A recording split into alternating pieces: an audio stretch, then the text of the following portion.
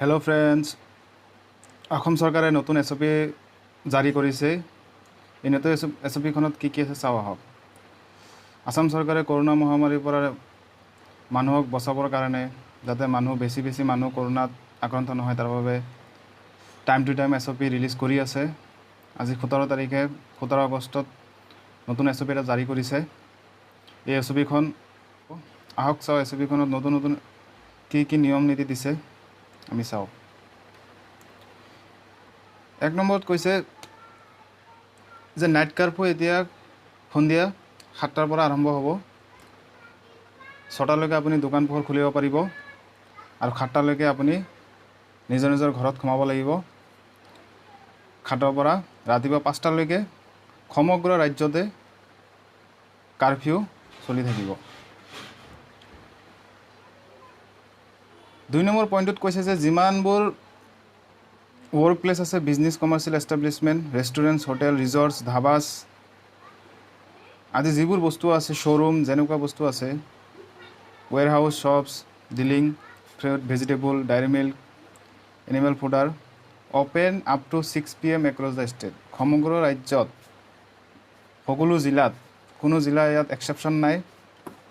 আপুনি সন্ধিয়া 6 বজালৈকে আপুনি দোকান পোহাৰ খুলিব পাৰিব। 6 বজালৈকে।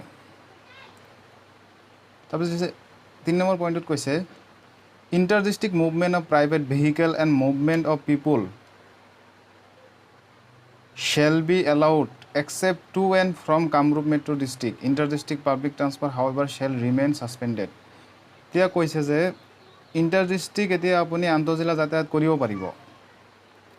এতিয়া কোনো ধৰণৰ অসুবিধা নোহোৱাকৈ আপুনি এখন জিলাৰ পৰা আন এখন জিলাত যাব পাৰিব। কিন্তু ইয়াত এটা কথা কৈ দিছে যে আপুনি কামৰূপ, গুৱাহাটী মেট্ৰ' গুৱাহাটীলৈ আপুনি যাব নোৱাৰিব বা গুৱাহাটীৰ পৰা কোনো বেলেগ ডিষ্ট্ৰিক্টতো যাব নোৱাৰিব। গতিকে কেতিয়াও যদি আপুনি বিচাৰে গুৱাহাটীলৈ নাহিব। যদি গুৱাহাটীলৈ আহে তেনেহ'লে আপুনি জেলত যাব লাগিব যদি ধৰা পৰে। বাকী গুৱাহাটীৰ বাহিৰে আপুনি য'তে যাব বিচাৰে যাব পাৰিব। আৰু কিন্তু ইণ্টাৰ ডিষ্ট্ৰিক্ট চলিব, কিন্তু পাব্লিক ট্ৰান্সপৰ্ট যিবোৰ আছে, যিবোৰ ৰাজহুৱা বাছ আছে, STC বাছ, তেনেকুৱা বাছবোৰ এতিয়া চলাৰ কোনো আদেশ দিয়া নাই, নিৰ্দেশনা জাৰি কৰা নাই। 4 নম্বৰ পইণ্টটো ষ্টুডেণ্টৰ লগত জড়িত, কলেজ স্কুলৰ লগত জড়িত। The physical classes in respect of final year of graduate, post graduate, engineering, medical college, GNM, nursing courses and that of may be allowed to be started with fully vaccinated student. মানে final ইয়াৰৰ যিবোৰ graduate student আছে বা post গ্ৰেজুৱেশ্যনৰ যিবোৰ final ইয়াৰৰ students আছে, সেইবোৰ ষ্টুডেণ্টে class কৰিব পাৰিব, কিন্তু ফুল্লি ভেকচিনেটেড হ'ব লাগিব। 2টা ড'জ ভেকচিনৰ যোনে লৈছে সেইবোৰ ষ্টুডেণ্টেহে গৈ পেলাই ক্লাছ কৰিব পাৰিব। তাৰপিছত 5 নম্বৰটো লিখিছে meeting gathering of any open or close spaces is allowed up to 200 person in open spaces for public function and up to 50% of the whole capacity or fully vaccinated person whichever is lower in the close. মানে যদি public gathering কিবা meeting বা সভা থাকে তেনেহ'লে 200 মানুহ open প্লেচত একেলগে gathering হ'ব পাৰিব। আৰু যদি বন্ধ হয় তেনেহ'লে 50% যিটো হলত এই মিটিংটো হ'ব, সেই হলত 50% মানুহ সোমাব পাৰিব, যিমান ছিট কেপাচিটি আছে। নহ'লে 200 মানুহ থাকিব পাৰিব যদি ফুল্লি ভেকচিনেটেড হয়। যদি ফুল্লি ভেকচিনেটেড হয় তেনেহ'লে 200 মানুহ তাত গেদাৰিং কৰিব পাৰিব। 6 নম্বৰ পইণ্টটো দিছে function related to national international days the ceiling will be 50% capacity of the hall.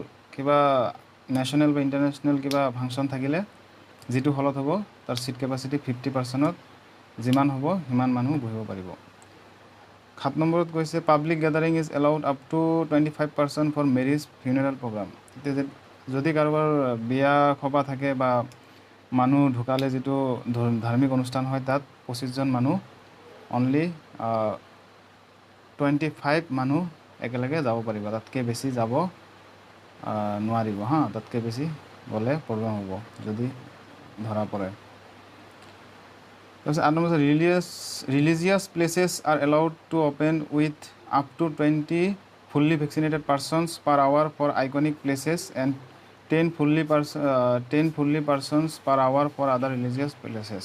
মানে ৰিলিজিয়াছ প্লেচবোৰত 20% যিবোৰ বেছি স্পেচিয়েল আইকনিক প্লেচ হয় সেইবোৰত 20% ফুল্লি ভেকচিনেটেড হ'ব লাগিব, 20জন মানুহ যাব পাৰিব, আৰু যিবোৰ মানে সৰু সুৰা ৰিলিজিয়াছ প্লেচ হয় তাত 10জন মানুহকে যাব পাৰিব, ফুল্লি ভেকচিনেটেড হ'ব লাগিব।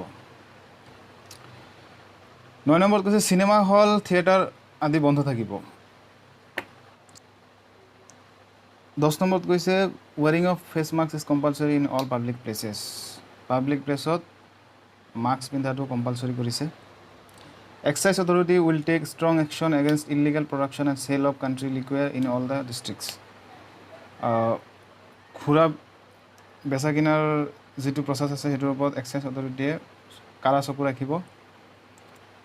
12 নম্বৰত কৈছে other restriction including declaration of containment zone etcetera and exemption as notified in order of August 9/21 shall continue to remain in force except those specifically modified by this order.